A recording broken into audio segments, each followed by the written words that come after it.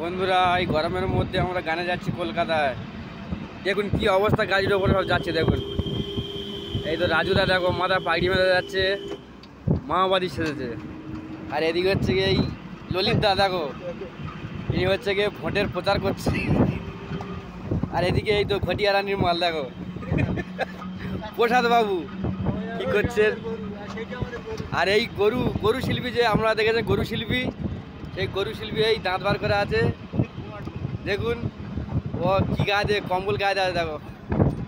আর আমাদের মুক্তকা দেখো, কারণ মুখ দেখা মানে বলে মুখ বেঁধে দিয়েছে।